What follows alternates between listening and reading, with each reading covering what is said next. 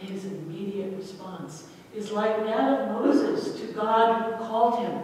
It's like that of Moses saying, not me, Lord. I am not the one to do this job. I can't speak. I can't do this. Simon says to Jesus, go away from me, Lord. I am a sinful man. And Jesus says to him, like the angel said to Jesus' mother when she found out that she was going to have a child, do not be afraid. Jesus says to Simon, do not be afraid, because from now on, you will be with me. This is your recruitment day. I have recruited you. I invite you. You will be with me. And together we will be fishers of people. It's catch and release style. How about that? I was going to make that the title of the sermon. Catch and release fishing.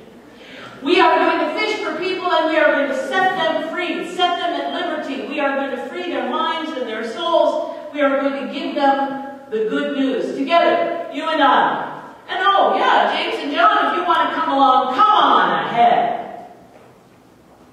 Now, there are those who say, well, that's nothing, really. I mean, we kind of have a tendency to say that this calling of the disciples is just so matter of fact, and it's not a big deal. And we've heard the story so many times before that it doesn't hit us between the eyes perhaps the way it should. When Luke ends that scripture and says they brought their boats to the shore. What's in the boats? The big spin fish catch. The wealthiest haul, the biggest catch they've ever had, the career-making catch is in those boats. Luke tells us they brought the boats to the shore and they left everything. They walked away from the biggest catch to follow Jesus. That is so profound. How much did they leave? How much did they walk away from to take on this new life? It reminds me of the day that my father was driving me to the airport when I was about to go spend 2 years of my life in Colombia, South America, in the Peace Corps. And Dad's driving the car, you know, and I'm in the back seat. I'm going to South America, and my father's sitting there muttering, I don't know, Amanda, I think you're out of your mind. I don't know, Amanda, I think you're out of your mind. I don't know, Amanda, I think you're out of your mind. Well, it's an hour in the airport. The response of someone who makes a radical decision about their life, we say, okay, I was just a young girl. I was just a young woman. And it's time for me to leave the nest. But what about the change that it makes in your life? What about the change that it makes in Simon's life?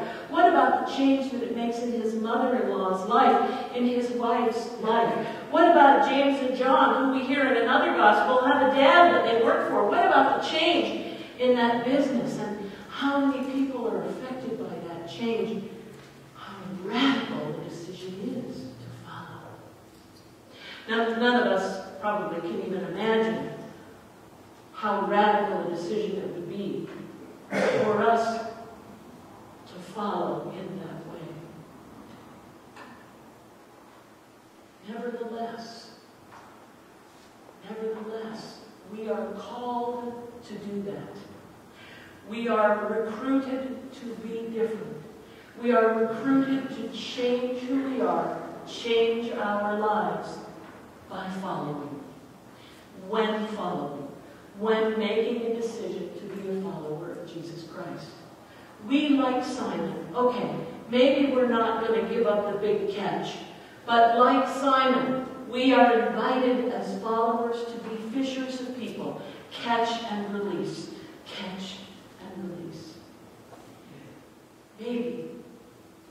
Maybe the thing to keep in mind today, to keep as close to our hearts as we possibly can, are those three words that Jesus assured his disciples with. Do not be afraid. Where he leads me, I